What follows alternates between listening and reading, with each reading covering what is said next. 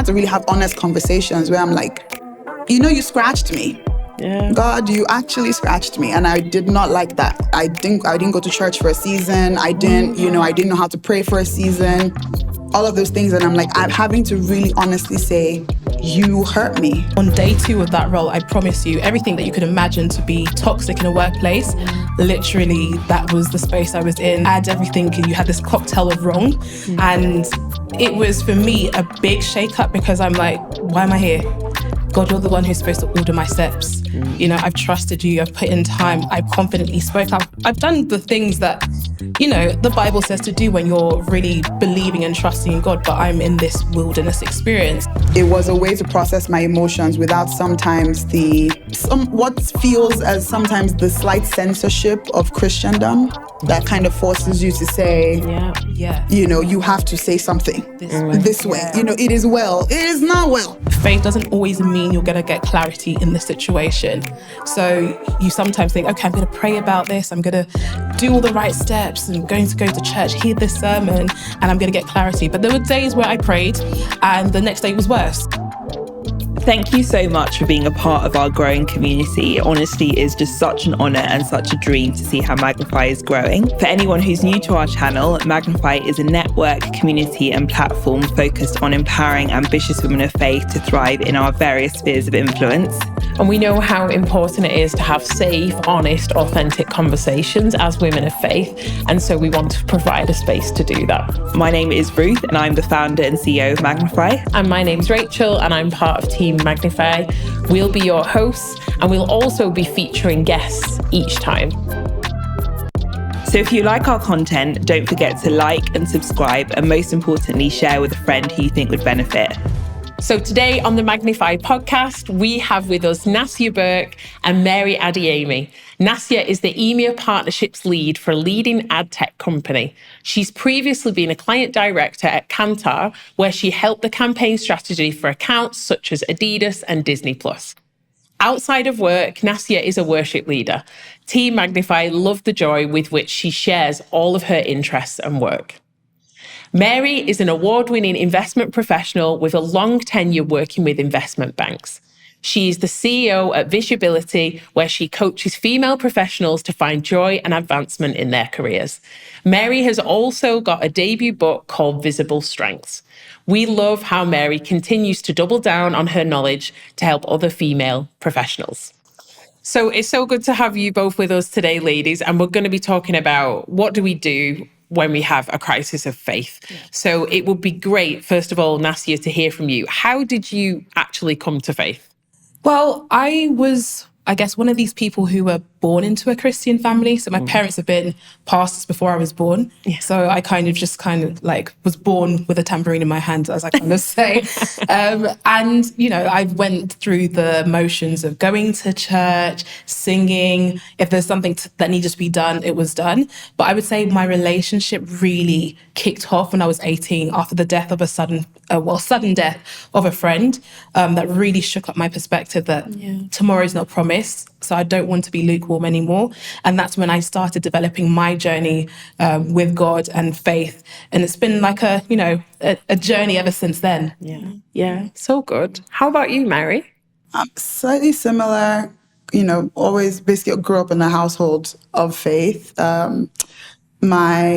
My parents, not pastors, but, huge believers of Christ, very church going.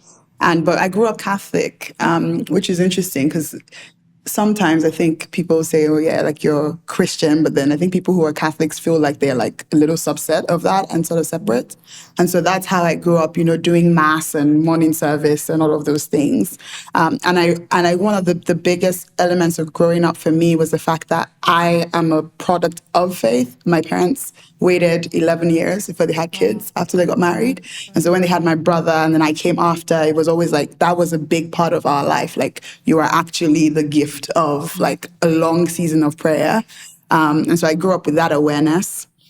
But probably maybe when I was at uni was when I really started exploring my own faith and not like going to church because mom's like, we have to go for morning mass at 6:30, but actually now thinking, what does the Bible say? And having like my own sort of God experiences. And then doing the altar call, I think maybe like I just graduated from uni or something like that. And I did like the whole like altar call, going to church, But it was a big moment for me because I invariably left the Catholic Church. I left the Catholic faith or sect, I would say. And I knew that that was a big thing for my parents and really was a cause of a lot of difficulty.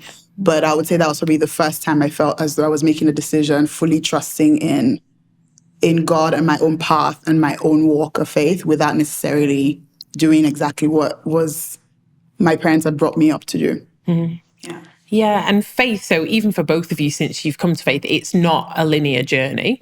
So, no, we can all agree on that. Yeah. Agreed. So, have there been any crisis points or moments where that have caused a struggle for you personally in your faith? Yeah. Yes, the baseline is yes. Yeah. I think we can all vouch for that. I mean, whether it's in relationships, family health situations, friendships, my career. So if I was to pinpoint a moment where I felt like it was a wilderness experience, it would be after I decided, to switch up my career from strategy to project management. It seemed to be a real good fit for me. I'm queen of organization, implementation. So that's me. I invested time, money, told people really boldly and confidently, like, I'm going to do this and I'm doing this in faith. And, I qualified and then secured a role. And then on day 2 of that role, I promise you everything that you could imagine to be toxic in a workplace. Literally, that was the space I was in. So there was racial bias, sexual harassment, literally add everything and you had this cocktail of wrong. And it was for me a big shake-up because I'm like, why am I here? God, you're the one who's supposed to order my steps. I've trusted you. I've put in time. I've confidently spoke up. I've done the things that, the Bible says to do when you're really believing and trusting in God, but I'm in this wilderness experience. And in that period of time, it was, that's when I really experienced anxiety. I really experienced feeling alone because in my mind, it was like, well, loads of people don't like their job. So it's not anything new. Who might, like, should I talk about this? So I cried a lot, a flood of tears. And the important part for me through that experience was understanding that faith doesn't always mean you're going to get clarity in the situation. So you sometimes think, okay, I'm going to pray about this. I'm going to do all the right steps and going to go to church, hear this sermon, and I'm going to get clarity. But there were days where I prayed and the next day was worse, And so I'm like really questioning, why am I here? God, I think you're supposed to be the one to order my steps. You've literally said that's what you would do. I just have to take the first step. And so the clarity actually came for me years and 2 roles after the situation. So it wasn't fun. It wasn't great. But sometimes I think that's the important thing with faith is to know that you may not have all the pieces of the puzzle at the time, but there will be clarity at some point down the line. And that was a crisis moment for me where I got to really explore and rebase my faith, I would say. Yeah. How about you, Mary? Has there been anything in particular where, a particular crisis or something you've hit that's caused you to question faith? Yeah, I mean, a big one was actually not that long ago, 2019. I suddenly lost my dad. And it was one of those seasons that I felt was a big transition season. I had just left a job I'd been working for like maybe 11 years and I was doing very well, but I just knew that it was time to shake things up. So I'd made this big move.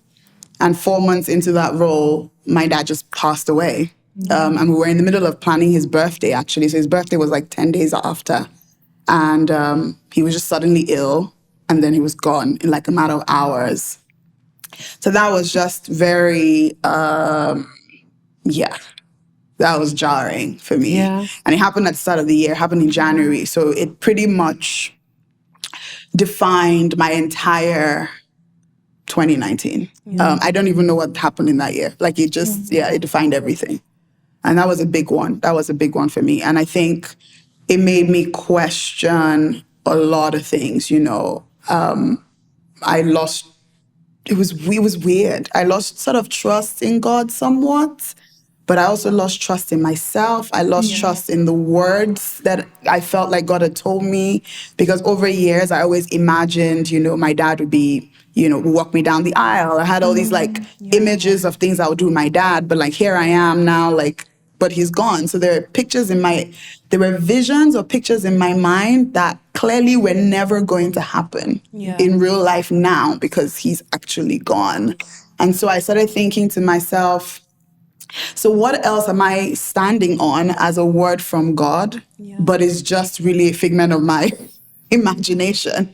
And that was a big thing, because I really had to start unwrapping and unraveling everything that I had believed, and think like, well, dad's gone, so how do you know this is actually going to happen? Well, dad's gone, so how do you know this is actually going to happen? So it was just, it was wild. I'd never been someone who had ever had anxiety, but, I would break down. I remember one day breaking down in the morning because I was trying to get to work, and I was looking for a specific pair of black jeans, and I just crumbled. And I just remember just thinking, I can't find the jeans, and this is the only thing I want to wear today. And I just crumbled, like, like in front of the closet. I just, but that was the anxiety, it was the grief, it was the overwhelm, it was all of that. But, I guess in there is like the moment of really, deconstructing, like, really, what do you believe, you know?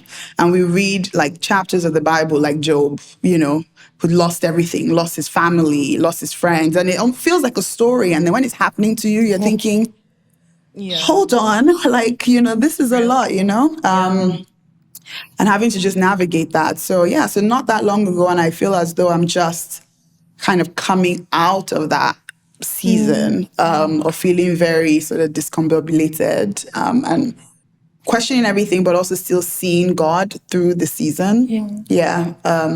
And feeling like you're coming out on the other side. And can I ask you, Mary, has that affected what you feel willing to have faith for now? So having that crisis of faith, do you feel nervous to expect things, or to trust maybe things in the Bible that you trusted before? I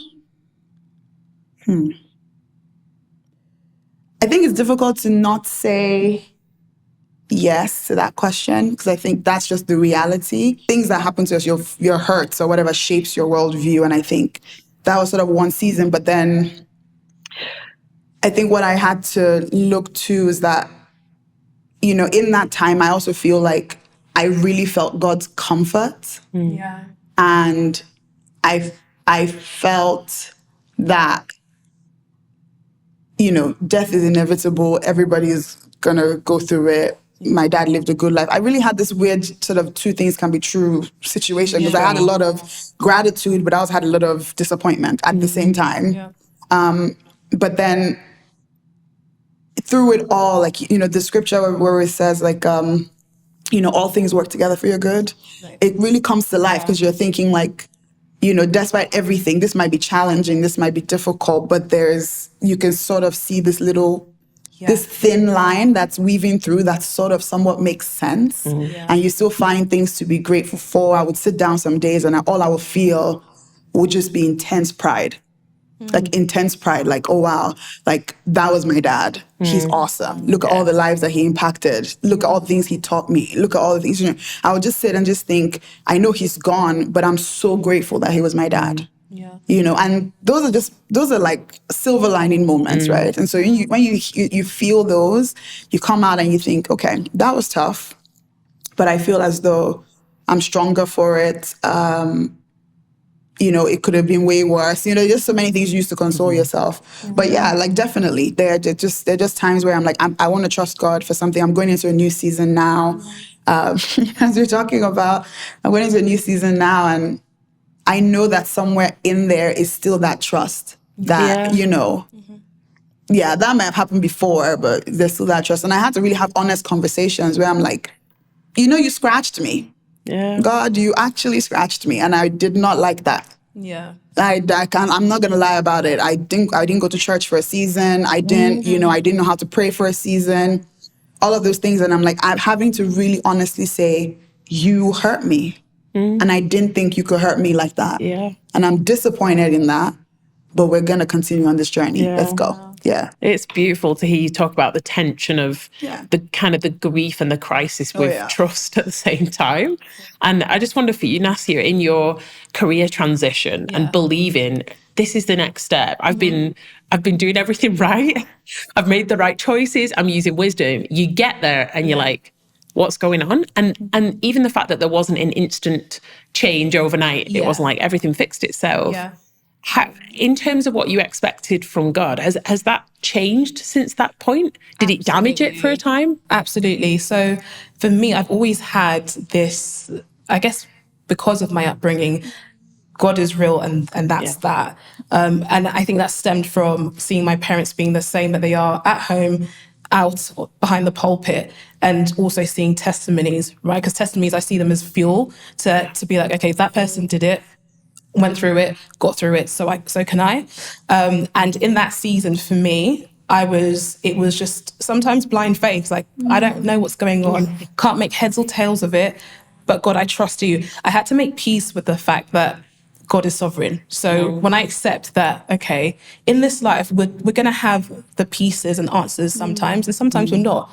Making peace with that, as someone who is chief organizer, I like to know where everything is at every given time. Making peace with that and relinquishing that control helped me really, I guess, reset. And it's actually like a burden lifted off because I don't have to worry about everything. And so in that season, as I said, it didn't make sense, but it made sense to roles after. Yes. It's because of that company where I was in the trenches, that brand stood out and made my CV stand out, and that got me the interview in the process. So it's like, okay, God, I see what you're doing. But it's like going back to what you said, and that is the scripture that roots me. It's like all things are working together for my good because I love God and I'm called according to his purpose. So even if I don't have, something that looks bad, it can be used for good. So I've made peace with that. And sometimes making peace with things that you can control and you can't helps you navigate your journey a little bit more with, I guess, you can breathe easily, more easily, knowing that.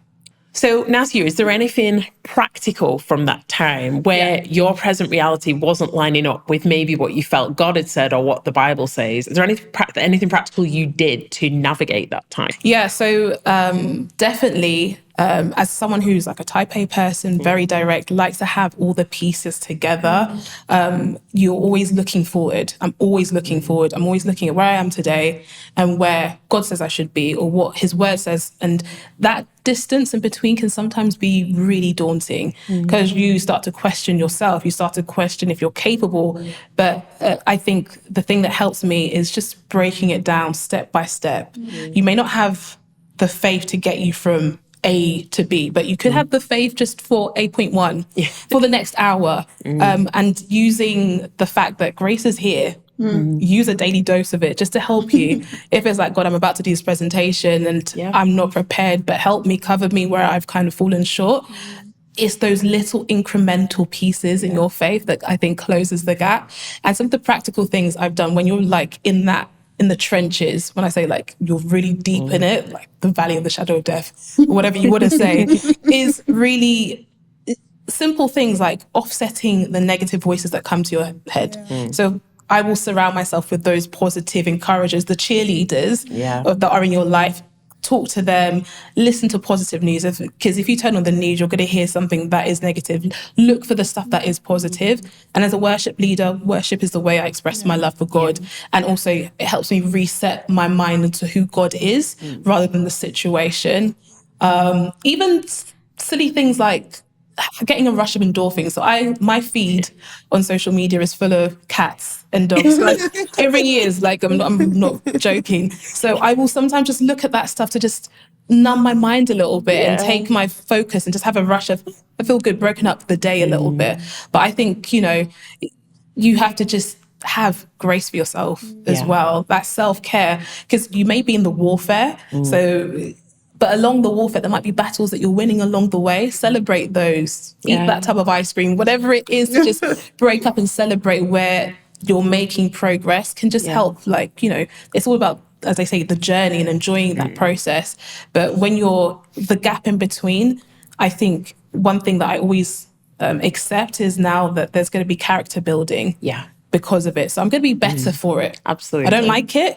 I really don't like it, but like the gym. You just keep going. You keep going because you know it's going to reap positive benefits in the end. So I think those were some of the things I would say. And how about you, Mary? So in that really difficult few years you've had, have there been some practical things that you've used to navigate the time, even though it's been hard, when what your present reality is, losing your dad, you felt hasn't really lined up with like, okay, God, you've hurt me. You know, you say, God, you've scratched me. What kind of practical things? I relied a lot on community at the time. My family lives in Nigeria, so I literally I was traveling to Nigeria for the weekend. Like I would just go home because I just knew that was just to be with them. Yeah, that was the place of comfort. I would just go home. Like every couple of weeks, I would just buy a ticket and go. And it just felt like, it was weird because, my dad passed in Nigeria. We did the funeral really quickly. I came back here. And it always seemed as though it wasn't real because I lived here. And so it was sort of a way of sort of facing it. Because every time I would go home, I would remember that he wasn't there. So it was like I just had to be in that environment to sort of also get myself out of the shock.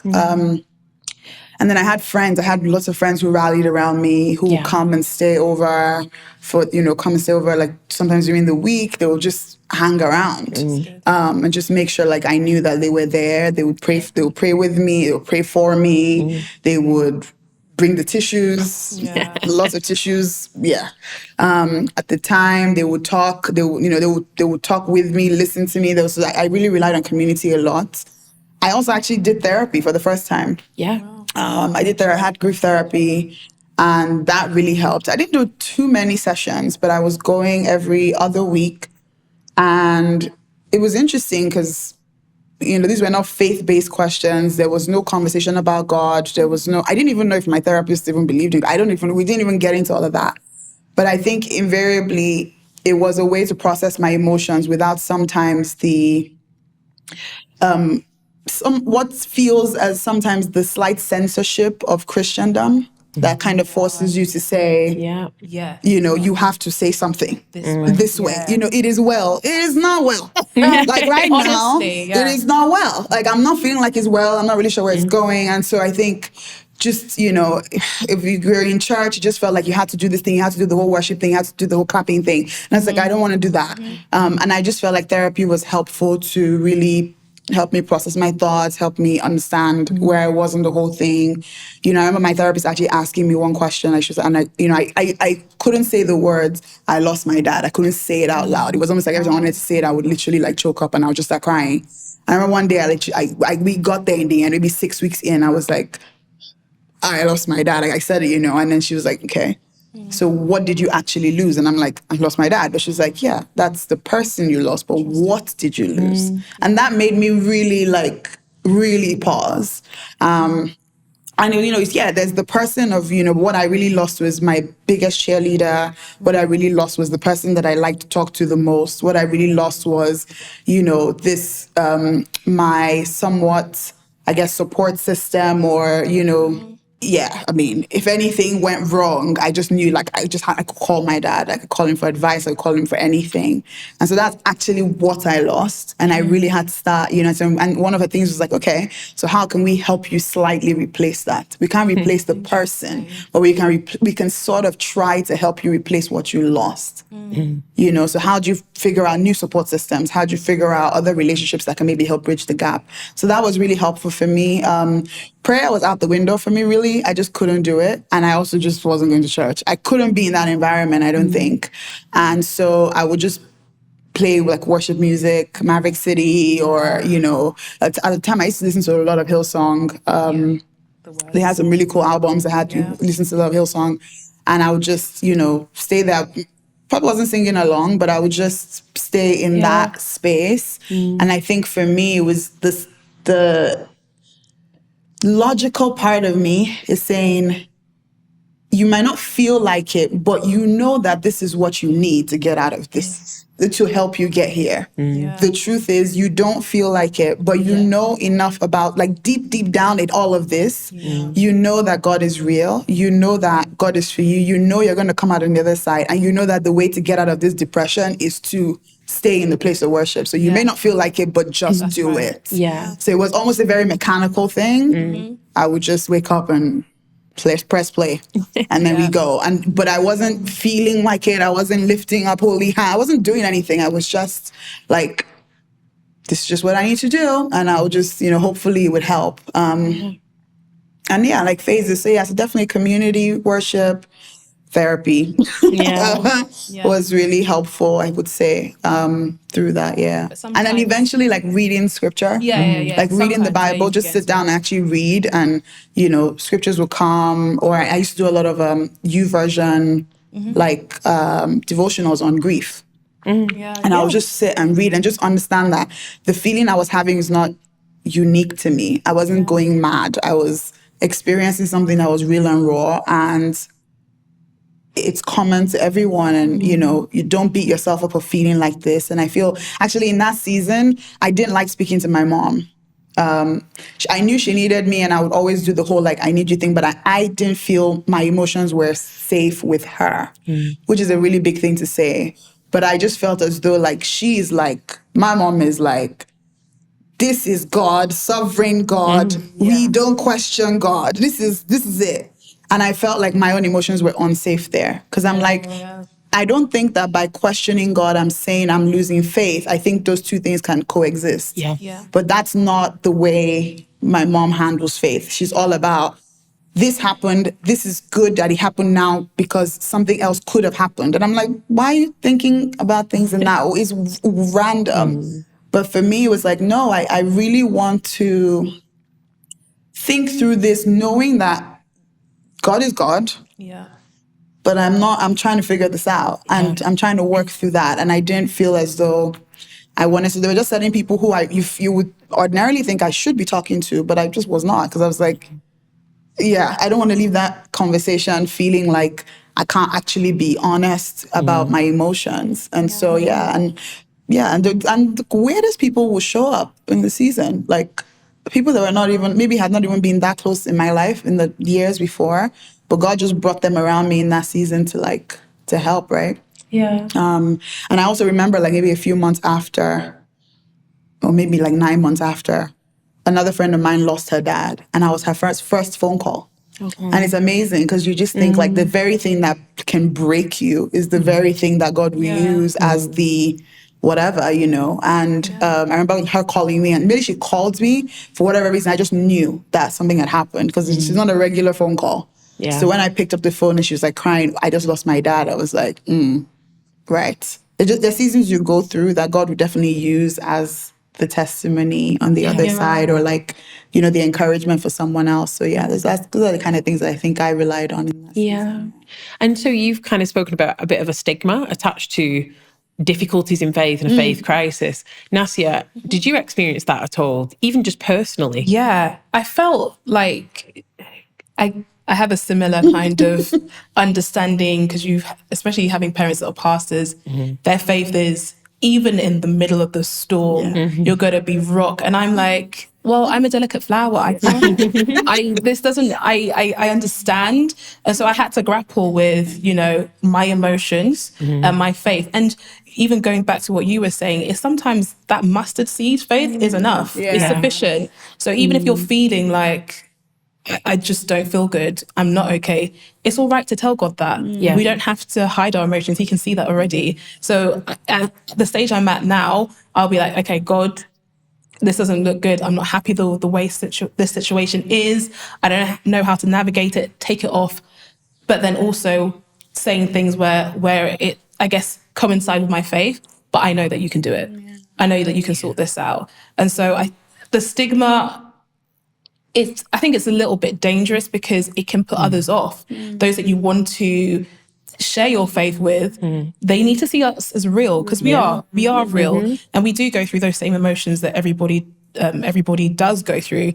And the fact that I think we sometimes glaze over this, that one of the fruits of the Spirit is long suffering. And I'm thinking, why is that there? Why is it there? Because if we thought life wouldn't wind us, we wouldn't need that ability to suffer long and endure and build up that resilience. So I think we have to get real with the fact that we're not going to feel good in the season. We're not going to have always the time to read the word because it's just not penetrating at that time, but balancing it with what you truly do believe and what you can say at that time. And if it's the mustard seed faith that's going to get you through it, I think that's fine. Start there. Yeah. And what beauty has come out of this season? What beauty has come out of this time for you? What's been developed in you that you come away and you're saying, my faith has actually been strengthened because of that crisis point? Yeah, I think absolutely. One thing that I've realized, or in that season specifically, is that these trials, these tribulations are there to build us for what's coming next. Because if we didn't go through anything, if I didn't go through that during the pandemic, I would have crumbled because I, again, went through another shaking in my career where it's like, we're going to have to let go of like almost half the company. But I'm like, okay, God, you've sustained me through hard times before in my job. You can do this now. So just having a point of reference, having a track record with God, my personal experience, not someone else's, I think has fortified my faith. And when it comes to expectations, I now expect big things from God. I started off this year saying, God, I want you to blow my mind. Previous years, I would be like, God, I want in this area you to do X, Y, Z. And in this area, do X, Y, Z. In my fitness, do X, Y, Z. All of these things. But now I've, as I said, relinquished that control to be like, your plan's going to be better than mine anyway. So I'm just run with it. But just blow my mind. That's all I'm asking you to do. So I think my expectations have increased. And my relationship with God is a bit more raw. I'm more real with him. I don't have to do any pretense because what's the point? He already knows. Yeah. I mean, and sometimes you just have to. I remember like driving one day and literally shouting. Like I just felt so overwhelmed and I was shouting, get away from me. I am a child of God. Like it was just one of those like weird moments. I just genuinely felt like my faith was slipping away, you know? And I was just like, I am a child of God. Like, and I was shouting in the car. I was like, I'm a child of God. Like, I was just like shouting because I was like, I had to just enforce that. Like, hey, no, I feel how I feel, but I know what I know. Exactly. And I'm going to stick to that. So let's so all these thoughts, all these things. And I think it was one of those days where I was driving and you can almost hear these things almost saying like, just drive off. Like, just do something that you're going to basically harm yourself. Just drive off.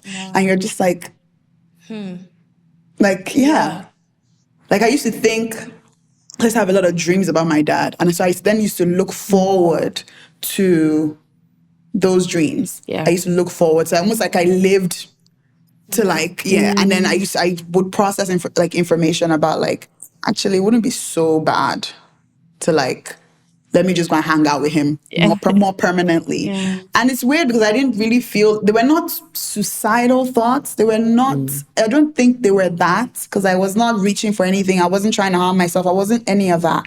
But I just felt as though I wanted to spend more time with him. I felt like I didn't enjoy being like awake as much as I did being asleep, you know. But those are the foundations of what could have eventually developed into a real problem, you know? Those are the foundations. I remember just having to just stop and say, no, let go of me. Like, I am, I know, I feel how I feel, but I know what I know. I'm a child of God. God has what's best for me. This season might be difficult, but God will see me through. There are footprints in the sand. With their footprints in the sand, and you're just going to keep on walking in those footprints, and that's it. There's no, and I think that was, for me, the reality of the experience. Like, it became really dark. And in all of that, I'm still going to work. I'm still doing, I'm still showing up. Like, it's actually seemingly normal. But that every day you're just like, wow. So those are, and I think sometimes, that would be my encouragement is, feel how you feel, but know what you know. Stick to that. Don't let don't let the emotions become so tangible that it replaces what is your actual knowledge of God in this difficult season. Yeah, because emotions, they are fleeting. Exactly what I was going to say, they're fleeting.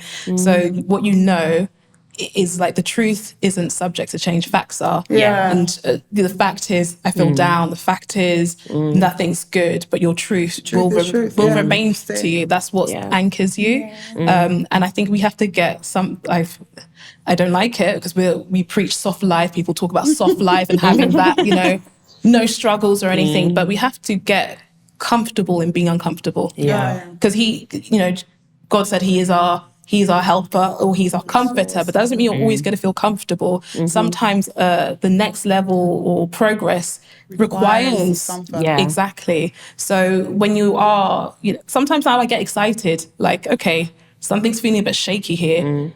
I'm expecting that something's good has to come out of this. It has to, right? Because otherwise, why am I going through this? I think just my big takeaway from this conversation today has been there will be points where we all have difficulties, right? We're all going to have a crisis at some point, and perhaps that will also affect our faith if we're women of faith. But it doesn't necessarily have to crush us. We might even deconstruct for a time, but the ability to reconstruct and understand why we believe what we believe and why we think what we think is so crucial. And there's real beauty also to come from difficult and hard times, resilience. And there definitely doesn't need to be a stigma attached. Because we need to be free to remember we're also human as we're on this journey too.